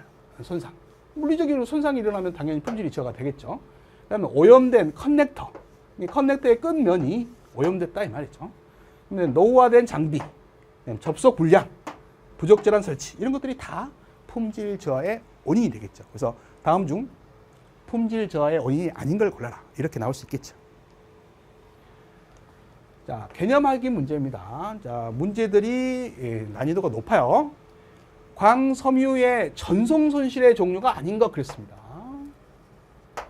자, 흡수 손실 우리가 기초 이론 때 배웠는데 광섬유에 구리라든지 철 이런 불순물이 들어가게 되면 흡수 손실이 일어날 수 있다라고 배웠죠. 그 다음에 산란 손실이죠. 광섬유 내부가 불균일성을 갖고 있을 때 생기는 손실이 산란 손실이에요. 그 다음에 접속부에서 생기는 손실, 접속 손실이죠. 이런 것들은 다 전송 손실에 속합니다. 근데 아까 앞에서 말씀드렸듯이 광 파장의 전송 속도 차 때문에 생기는 모두 내 분산 같은 거는 이런 전송 손실의 원인이 될 수는 있지만 이 전송 손실의 종류에 속하지는 않아요. 그래서 답은 2번이 됩니다. 좀 얼핏 보면 좀 어렵죠. 자, 지금부터는 출제 경향 확인 문제로 넘어가겠습니다. 이제 문제들을 쫙 풀어보겠다라는 거죠. 자, 건축물 구내통신 시설부터 풀어보죠. 자, 첫 번째 문제입니다. 다음 중 전기통신 설비의 붕괴점. 이거는 이제 앞에서 풀어봤던 문제죠. 붕괴점. 우리가 이제 책임 여부를 명확하게 구분하기 위해서 구분점이 필요하죠. 그래서 그거를 붕괴점이라고 했어요. 옳지 않는 거. 붕괴점은 전화구축은 통신사업자가 그렇죠. 그 다음에 가입자 단말기까지는 즉 단말기까지는 가입자선이잖아요. 거기까지는 건물주가 책임을 지든 아니면 사용자, 이용자가 책임을 지든 이렇게 명확하게 구분하는 점이 붕괴점이다. 이런 말이죠. 그래서 전기통신 설비의 건설과 보존에 책임을 진다. 맞고요. 자, 일반적으로 인입관로 및 인입 케이블의 붕괴점은 이용자의 혼돈을 피하기 위해서 대지 경계로, 대지로, 땅의 경계로 구분하는 게 아니라 댁 내냐, 외냐, 건물 아니냐, 밖이냐 이런 걸로 구분하는 거예요. 그래서 대지 경계로 구분하는 게 아니다라는 거죠. 그래서 답은 2번이 틀렸다 그랬죠. 붕괴점은 이용자의 망 접속 장치로 주 단자 MDF라고 했어요. MDF나 주 배선반 같은 말이에요. 이것을 설치한다. 맞습니다. 그 다음에 단독 주택입니다. 오타가 있네요. 단독 주택은 붕괴점에서 보기가 내장된 세대 단자함을 주 단자함 대신해서 설치한다. 맞아요. 그래서 답은 2번이 틀렸다. 자세한 해설은 이렇게 달아놨는데 이 그림이 중요하다겠죠. 그래서 앞에도 문제 풀 때 자세히 설명했으니까 넘어가도록 하겠습니다. 이 그림에 나와 있는 용어들 굉장히 중요하다겠어요.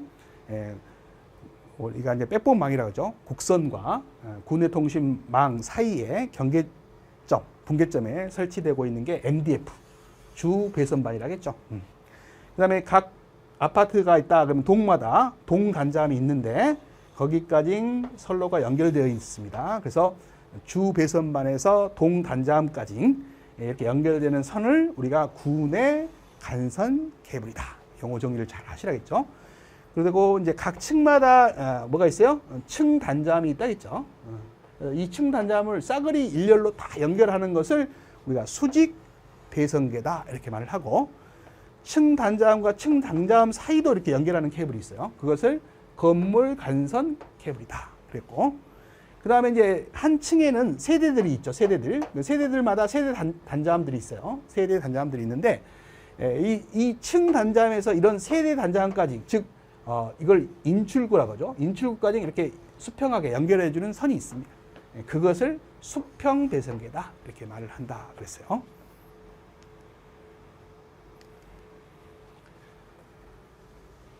자, 2번 문제입니다. 통신선로의 구성 중 전화 교환국의 케이블 V측과 기계측, 장비측이죠. H측의 분계점이 되는 시설은 뭐가 될까요? MDF죠. MDF. 교환국과 어떤 가입자선을 구분해주는 분계점에 설치하고 있는 장비 뭘까요? MDF가 되겠죠. MDF. 3번 문제로 갑니다. 구내에 설치되는 주 배선반, MDF죠. 주 단자함에서 각 건물의 건물 배선반, 동 배선반이라고 하죠. 동 단자함이라고도 합니다. 이것을 연결하는 배선 체계와 건물 배선반을 상호 연결해주는 배선 체계로 만든 게 뭐예요? 구내 간선계라겠죠. 이건 이미 출제가 됐던 문제예요. 구내 통신 선로 설비에서 선로의 옥외에서 실내로 인입되는 경우 회선 종단 장치에 사용할 수 없는 거죠. 회선의 끝에 설치할 수 없는 거. 그래서 이제 뭐를 연결하기 위해서 콘센트라든지 실내 단자함이라든지 그다음에 모듈러 잭 같은 거는 뭔가 연결하기 위해서 필요하지요. 근데 이제 중계 장치는 뭐예요? 신호를 중간에 중계해 주는 장치잖아요. 어떤 중간에 설치해야 될 장치인데 끝에 설치하는 장치가 아니죠. 그래서 답은 4번이 틀렸죠. 자, 5번 문제로 갑니다. 자, 다음은 뭐냐 이 말이죠. 광심선을 접속 분기하여 광 케이블 접속부를 저장하고 외부 환경으로부터 보호한다. 뭔가를 보호하기 위해서 씌워놓은 걸 말하죠. 그것으로 가공용, 관로용이 있다. 특히 접속부를 보호하기 위해서 밀폐시켜서 질소가스를 주입하기도 한다. 이걸 뭐라고 해요? 광접속 함체라고 합니다. 함체. 답은 3번이 되겠습니다. 자, 이제는 지중 가공선로 파트의 문제를 풀어보도록 하죠. 자, 다음 중 지하선로의 루트 선정 조건이 잘못된 거. 이것도 이제 앞에서 기본적으로 풀어봤죠. 자, 유도방해라든지 전식이 적은 도로를 선택해야죠. 많은 도로를 선택하면 안 되죠. 그래서 앞에서 이제 전식이 뭔지는 설명을 드렸어요. 우리가 관로를 설치해서 내부에 케이블을 설치하는데 그 케이블에 이제 흐르는 전류가 외부에 있는 이제 관로가 이제 금속으로 되어 있다면 전류가 새 가지고 그 금속 주변에 뭐 흙이라든지 뭐가 묻어 있을 거 아니에요. 그런 걸에 의해서 부식되는 현상을 우리가 전식이라고 했죠. 그래서 유도방해, 전식이 적은 도로에 선정을 해야죠. 선로의 거리가 최단거리 맞습니다. 그 다음에 가공 케이블의 배선에 편리한 도로, 그죠? 하천 교량 및 철도 횡단이 적은 도로. 맞는 거예요. 답은 1번이 틀렸다. 자, 2번 문제로 가죠. 가공선로의 루트 선정 조건에 적합하지 않는 거. 비슷한 문제네요. 가입자의 배선 또는 인입 등이 유리한 루트 맞겠죠? 선로가 가급적 직선인 루트 맞겠죠? 선로 거리가 가급적 길어야 됩니까? 아니죠. 짧아야겠죠. 답은 3번이 틀렸죠. 도시계획 등에 의한 폐도의 염려가 없는 루트 맞겠습니다. 그래서 답은 3번이 틀렸네요. 자, 관로 경로 파악 시 실제 현장에서 확인해야 할 사항이 아닌 것은 그랬어요. 자, 지하의 안반 여부 등 토질 조사 있어야겠죠. 뭐 이렇게 안반이 있으면 곤란할 거 아닙니까? 뚫을 수가 없겠죠. 힘들겠죠. 그다음에 시공할 때 주변 집안의 치마에 대한 대책, 그렇죠? 갑자기 다 설치를 했는데 뭐 치마가 돼버리면 안 되잖아요. 그래서 시공할 주변 집안의 치마에 대한 대책 강구해야겠죠. 지하의 매설물, 그렇죠? 근데 풍압 하중은 아니죠. 풍압이라는 것은 지하가 아니라 지상에서 일어나는 현상이잖아요. 여기 설명을 해놨는데 풍압 하중은 바람에 의해서 발생하는 하중이에요. 그러니까 이거는 땅 속에는 뭐 태풍 같은 게 들어갈 수가 없겠죠. 그래서 풍압 하중은 아니겠죠. 자, 4번 문제입니다. 분기 L형 1호의 맨홀에서 관로 수공은 얼마인가? 40 이하입니다. 답은 1번인데 이런 용어가 뭐냐 이 말이죠. L형은 뭐고 1호는 뭐고 분기는 뭐고 설명을 해놨습니다. 분기라는 것은 주된 관로에서 다른 방향으로나 경로로 관이 나누어지는 관로가 이제 분기되는 거죠. 나누어지는. 그러나 연결되는 지점에서 설치되는 매너를 우리가 분기라고 말하는 거고요. L은 형태가 L자형이다 이런 뜻이에요. 그래서 L형은 매너의 내부 구조나 형상을 의미하는 글자입니다. L형이다 이 말이죠. L자 형태다 이 말이야. 자, 이론은 이제 조금 이제 규격에 따라 틀린데, 그래서 표준화가 있겠죠. 그래서 1호는 정해진 규격 중에 가장 작은 크기 또는 특정 표준 치수를 가지는 제품을 의미합니다. 그러니까 1형이다 그러면 종류에 따라서 사이즈라는 이것들이 정해져 있다, 규격이 정해져 있다 말이죠. 그걸 의미합니다. 하여튼 분기 L형 1호에 매놀에서 관로 공수는 40 이하로 해야 된다라는 거예요. 답은 1번이 되겠습니다. 자, 5번 문제로 가죠. 지하 관로에 인입포설 시 케이블의 중량이 주어졌고요. 케이블의 무게, 중량이 주어졌고 마찰 계수가 주어졌어요. 그 다음에 포설할 지하 관로의 길이가 주어졌습니다. 이때 포설 장력을 구해라 그러면요. 이거는요. 이 세 개를 다 곱하면 돼요. 중량, 마찰 계수, 포설할 지하의 관로의 길이 이 세 개를 다 곱하면 됩니다. 그러면 750이 나와요. 답은 4번이 되겠습니다. 750kg이 되겠습니다. 자, 6번 문제로 가죠. 다음 중 광 케이블 포설 시 작업 환경이나 지하 관로 여건 등을 고려하여서 하는데 일반적으로 국내입니다. 우리나라죠. 우리나라에서 사용되고 있는 광 케이블 포설 공법이 아닌 것. 이게 다 광 케이블 포설 공법에 해당돼요. 그 중에서 좀 커야 되는, 관로가 좀 커야 되는 곳에 사용되는 방법이 수압 포설 공법인데 우리나라에서는 땅덩어리가 작아서 그런지 많이 사용하지 않는 방법입니다. 그래서 답은 3번이에요. 그래서 견인 포설법, 공합 포설법, 양방향 포설법, 그다음에 이제 물을 이용해서 선로를 설치하는 방법, 수압 포설 공법이 있습니다. 근데 이제 우리나라에서는 많이 사용되지 않는 방법이다 이런 말이에요. 이 견인 포설법은 말 그대로 케이블을 끌어내는 거죠. 막 당겨서 하는 방법이고요. 공합 포설법은 이제 공기를 주입해서 공기죠. 공기를 주입해서 공기 압력에 의해서 선로가 이제 들어가도록 하는 방법이고요. 양방향 포설법은 이제 양쪽에서 포설하는 방법이에요. 수압 포설법은 물의 압력을 이용해서 물을 집어넣어 가지고 선로를 이제 가게끔 하는 거죠. 그래서 물에 의해서 압력에서 가려면 어떤 뭐 중간중간마다 장애물도 없애야 되고 그다음에 공간이 좀 넓어야 된다라는 거죠. 그런 차원에서 우리나라에서는 많이 쓰지 않는 방법이 수압 포설 공법입니다. 자세한 것은요, 뒤에 제가 써놨습니다. 여기에 이제 광 케이블 포설 공법 해가지고, 자, 우리가 견인 포설법이 있어요. 광 케이블을 견인한다는 게 왜 끌어당기는 거죠? 우리가 차 견인한다 그러잖아요. 그 다음에 공합 포설법이 있습니다. 그래서 공기의 압력을 이용하는 거죠. 공기를 주입해가지고 광 케이블을 밀어넣는 방법이에요. 수압 포설법은 말 그대로 물을 집어넣어서 물의 압력에 의해서 광 케이블이 들어가도록 하는 방식이죠. 그래서 물을 주입해서 광 케이블을 밀어넣는 방식이에요. 그다음에 양방향 포설법이 있습니다. 양쪽 끝에서 동시에 광 케이블을 삽입하는 방식이죠. 자세히 읽어보시기 바랍니다.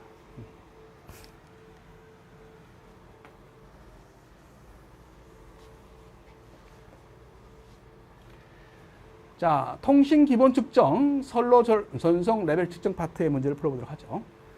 자, 다음 중 데시벨 단위에 대한 설명으로 틀린 거. 이건 앞에서 풀어봤죠? DBR은 상대 레벨인데 1W가 기준은 아니다 그랬어요. 답은 2번이고. 자, 전송량의 단위 중에서 전송량의 이득 감세를 입력과 출력에 대한 자연대수로 표현한 것은 뭐냐? 우리가 이제 DB도 있고 래퍼도 있죠. 그래서 그 중에서 자연대수, 자연 로그죠. 미치 2인 로그요. 로그 값이 미치 2인 로그죠. 이걸 자연 로그라고 하죠. 그래서 이 자연대수로 표현하는 것은 뭐예요? 래퍼라는 단위죠. 그래서 래퍼라는 단위는요. 래퍼는 자 2분의 1 미치인 로그예요. 그 다음에 P1분의 P2인데 P1이 기준 전력이죠.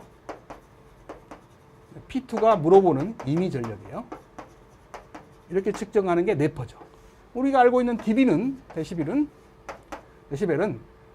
우리가 이제 전력일 때는 10로그, 전압일 때는 20로그죠. 그래서 10로그 기준 전력분의 임의 전력 이렇게 구하는 게 dB죠. 그래서 이미 생략되어 있는 건 미치 10인로그죠.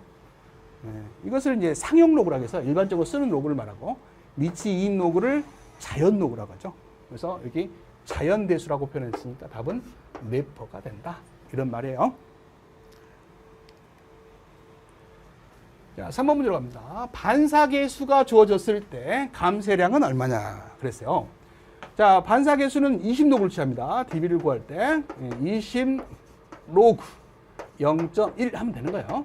20로그 0.1은 10의 마이너스 1승이죠. 그럼 로그 성질에 의해서 마이너스 1이 앞으로 가니까 마이너스 20이 되고 로그 10만 남는데 로그 10은 1이 되죠. 그래서 답은 마이너스 20dB가 됩니다. 그래서 여기서 이제 감쇄량이라고 물어봤으니까 마이너스가 감쇄량을 의미하죠. 그러니까 20이 답이 되겠죠.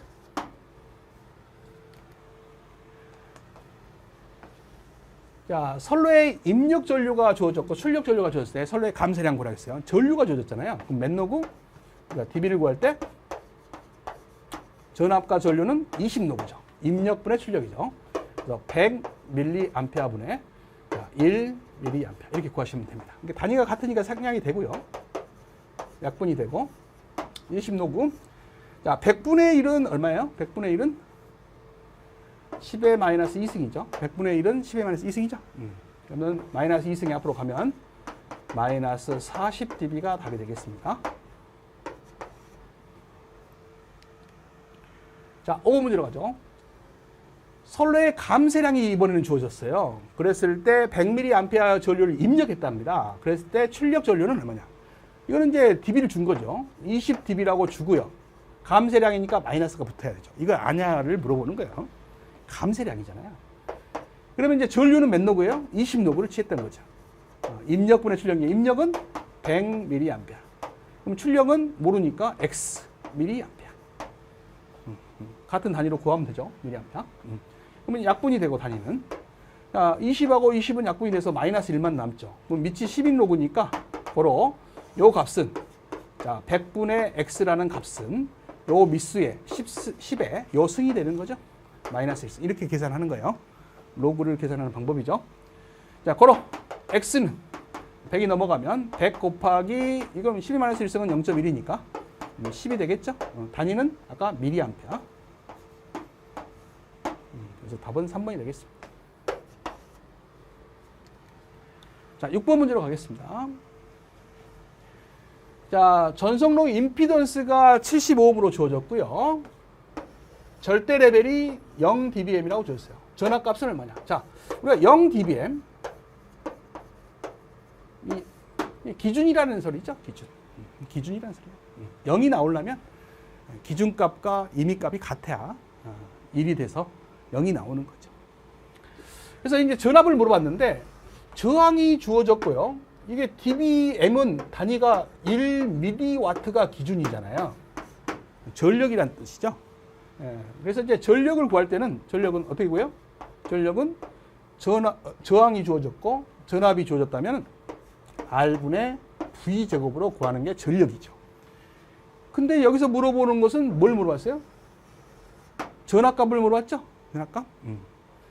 그래서 이제 0dBm이 나오려면 자, 우리가 이게 기준값이 1mW니까 10로그를 취하죠. 전력이니까 10로그 기준이 뭐예요? 1mW지. 그러면 여기에 있는 전력이 몇이어야지 0이 나올까요? 똑같아야 된다 이 말이죠. 그래서 여기 0dB라는 말에서 우리 전력이 주어진 거죠. 1mW라는 게 주어진 겁니다. 같아야 1이 돼서 로그 1은 0이 되잖아요. 그래서 0dBm이란 말에서 전력이 주어진 거죠. 그러면 전력을 알고 저항을 알고 전압을 구하라겠으니까 이 전압은 V의 제곱은 여기서 R 곱하기 P 곱하기 R이죠. 전력 곱하기 R이죠. 제곱을 없애면은 루트를 씌우면 되죠. 마이너스 감은 없으니까 플러스 마이너스를 할 필요 없죠. 루트를 씌워주면 됩니다. 그러면 전력은 1mW고 저항은 75니까 곱해주면 답이 나오겠죠. 그래서 이렇게 곱해주면 답이 274mV가 나오네요. 그래서 274mV, 3번이 답이 되겠어요. 자, 7번입니다. 광섬유 종단 전력이 마이너스 2dm으로 주어지고요. 이 광섬유의 입력단을 절단한 후에 광전력을 측정했더니 2dbm이었다. 이 광섬유의 손실은 뭐냐? 광섬유가 이렇게 있는데, 광섬유가 딱 있는데, 이 출력단의 전력은 자 얼마가 왔어요? 마이너스 2db이 도착했다 이런 말이죠. 근데 입력단을 절단해서 광원의 전력을 측정했더니 얼마요? 2dbm이었다 이런 말이에요. 그럼 중간에 이제 얼마의 손실이 있었겠죠. 그랬더니 마이너스 2가 됐다 이 말이에요. 그래서 중간에 손실을 더해주면 뭐가 나와야 돼요? 마이너스 2dbm이 나와야죠. 그럼 몇을 빼야 돼요? 4를 빼야죠. 그래서 마이너스 4db가 답이 되는 겁니다. 조심해야 돼요. dbm이 아니에요. 4db가 답입니다. 그래서 답은 손실이니까 마이너스를 빼고 4db라고 표현했을 뿐입니다. 자, 8번 문제로 가죠. 전송로의 특성 임피던스와 관계가 없는 것. 자, 이런 것들이 과거에 많이 나왔다가 요즘 안 나왔는데 제가 왜 집어넣었냐면 이 파트가 이제 이런 것들을 구해야 되는 파트예요. 그래서 우리가 이제 선로설비 산업기사에서 그동안 많이 나왔던 문제이기 때문에 이제는 다시 또 공부를 하셔야 됩니다. 기초 내용인데 그동안 옛날에는 많이 나왔어요. 근데 요즘은 잘 안 나왔는데 다시 이제 나올 것이다 이런 예측을 해보는 거죠. 전송선로의 특성 임피던스. 자, 우리가 특성 임피던스입니다. 특성 임피던스는 선로의 고유 임피던스를 말하는데 어떻게 구하냐면 선로에 우리가 이제 임피던스 값을 구해요. 그 다음에 어드미턴스 값을 구합니다. 그래서 어드미턴스 분의 임피던스를 해서 루트를 씌우면 선로의 특성 임피던스를 구할 수가 있는 거죠. 이게 이제 정의의 식이에요.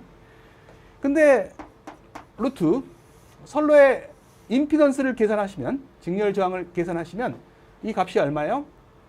선로의 임피던스가 R 플러스 J 오메가 L이 나오죠. 어드미턴스 값은 G 플러스 J 오메가 C가 나오죠. 이렇게 나옵니다. 근데 만약에 이제 이게 손실이 없게 되면, 무손실 조건이죠. R하고 G가 0이 됩니다. 그러면 이게 0이 되면 이게 약분이 돼요. 그래서 루트 C분의 L이 나오죠. 이게 무손실 조건이죠. 근데 만약에 DC 신호일 때는요, 주파수가 0이죠. 주파수가 0이면 오메가 값이 0이에요. 오메가는 2파이 F이기 때문에 이 오메가 값이 0이 됩니다. 그래서 만약에 DC 신호일 때는 요 값이 0이 돼요. 요 값이 0이 됩니다. 그래서 요럴 때는 루트 G분의 R이 나온다. 그래서 이제 여기 나와 있는 식들이 다 소개가 된 거잖아요. 관계가 없는 걸 고르라겠죠. 그러면 어드미턴스분의 임피던스 나왔고 G분의 R도 있고 L분의 R도 있는데 이게 순서가 바뀌었죠. 답은 2번이 틀렸다. 이렇게 정확하게 알아야 됩니다. 자, 9번 문제입니다. 감쇄량을 최소로 했을 조건에서 감쇄량을 최소로 했을. 이 감쇄량은 누가 좌우하냐면 R하고 G예요. R하고 G가 좌우합니다. 그러면 J 오메가 L이라는 값보다는 R이 작고 J 오메가 C보다는 G가 작다 이런 뜻이에요. 이게 이제 감쇄량 최소 조건이죠. 이럴 때 자, 2차 정수를 표시하는 식으로 틀린 것은 그랬어요. 일단 이것과 상관없이 이제 전파 정수의 정의는 이거예요. 이건 전파 정수의 정의죠. 틀렸다고 볼 수는 없고요. 위상 정수는 오메가 루트 LC입니다. 알아두세요. 오메가 루트 LC가 위상 정수 구하는 공식이죠. 그 다음에 이제 특성 임피던스 구하는 것은 아까 말씀드렸죠. R하고 G가 0에 가까우면 무손실 조건이라고 했죠. 그래서 작다고 했으니까 0에 가깝다면 요 성분만 남다있죠. C분의 L만 남다있죠. 근데 전파의 속도는 유선에서는요. 전파의 속도는 루트 LC분의 1이 전파의 속도예요. 우리가 무선에서는 전파의 속도가 뭐예요? 루트 입실론 뮤분의 1이죠. 이렇게 되는 거예요. 예. 무선에서는 이거고 유선에서는 이거죠. 두 공식은 같은 공식이에요. 예. 이게 이제 캐패시터 값이고 공중에 있는 이게 이제 공중에 있는 인덕턴스 값이죠. 그래서 이게 L 값이고 이게 C 값이니까 같은 값이에요.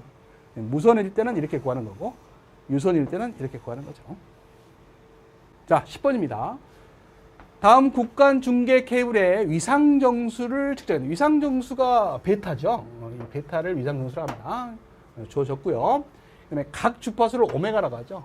주어졌을 때 전파의 속도를 구해라. V를 구해라 그랬어요. 자, 여러분들 이제 기본 공식 중에 베타를 구하는 공식은 좀 알아두세요. 2파이를 람다로 나눈 값이 베타예요. 그 다음에 이제 파장을 구하는 공식은 알죠. F분의 C라는 이런 공식을 여러분들은 알잖아요. 근데 자유공간일 때는 광속도를 집어넣지만 자유공간이 아닐 때는 전파의 속도 V를 넣는다고 그랬죠. 그래서 이 두 공식을 알면 어려운 문제를 다 풀 수가 있어요. 그래서 이 두 공식은 꼭 숙지를 하시기 바랍니다. 자, 그러면 여기서는 속도를 구해야 되니까 속도는 자, 여기서 이제 속도는 이게 넘어가면 람다 곱하기 F가 되죠. 넘어가면. 그죠? 그럼 람다는 여기 있으니까 여기서 람다로 고쳐보죠. 그러면 베타분의 2파이가 되죠. 그죠? 그럼 이것을 여기다 집어넣으면 자, 베타분의 2파이가 되고 여기 F가 하나 있으니까 F가 되죠. 자, 2파이 F가 뭐예요? 오메가죠. 그래서 베타분의 오메가라는 공식이 나와요. 그래서 우리는 속도를 구할 수 있는데 속도는 베타분의 오메가로 구하면 되죠. 이것분의 이걸로 구하면 된다. 아시겠죠? 네, 그래서 이제 계산해 보면 2.4 곱하기 10의 5승이 나와요. 그래서 답은 2번이 금방 나옵니다. 자, 11번으로 가겠습니다.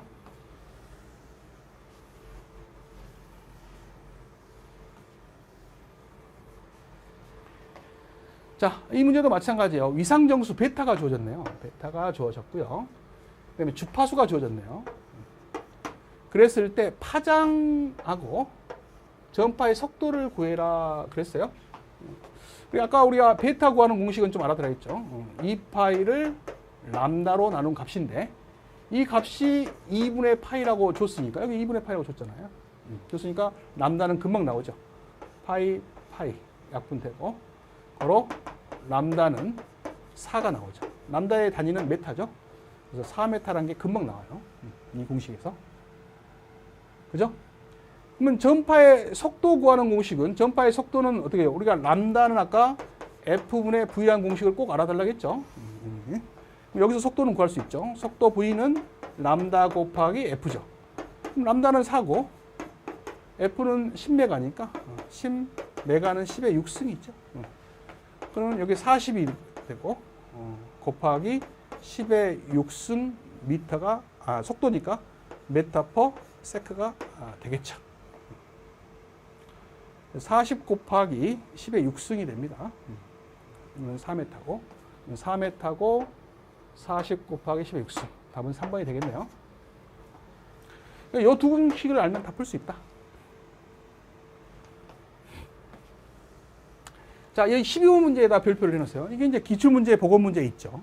최근에 나왔던 문제예요. 광섬유 케이블의 코어의 굴절률이 주어지고요. 코어의 굴절률 A라고 하면 주어지고, 그 다음에 광속도 C가 얼마냐 이렇게 물어봤죠. 우리가 이제 광속도 C는 뭐예요? 3 곱하기 10의 8승 메타 퍼 세컨인데 굴절률이 주어질 때 광속도는 이 기본 광속도를 굴절률 N으로 나눠줘야 빛의 속도가 나와요. 그래서 N 얼마예요? 1.48로 이 값을 나눠주기만 하면 됩니다. 그러면 2.03 곱하기 10의 8승 2번이 나옵니다. 이게 이제 제가 근래에 갔을 때 나왔던 기출 보건 문제예요. 굴절률이 주어지고 빛의 속도를 구해라. 이렇게.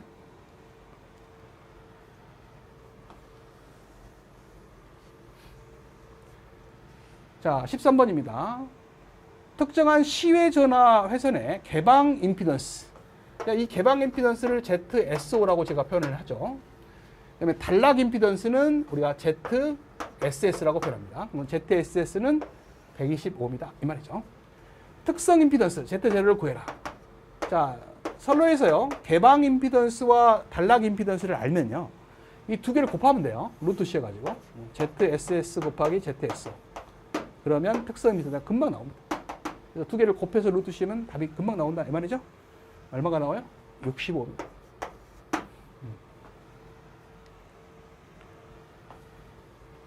자, 14번으로 갑니다. 다음 중 선로에 부하가 걸려 있고 부하와 선로 사이에 임피던스 정합이 이루어졌을 때 저항이 특성 임피던스가 같다 이 말이죠. 네, 부하와 선로의 임피던스가 같다는 거예요. 그것이 이제 정합이죠. 정합이 일어나면 반사파가 없죠. 그래서 최대 수신 전력이 오는 것이 정합의 조건이죠. 거리가 먼 거 최대 전력 조건이다. 맞죠? 투과되는 것이 0이면 오는 게 하나도 없다는 뜻이에요. 아니죠? 반사파가 없이 다 오는 건 투과 개수가 1일 때죠. 1이다.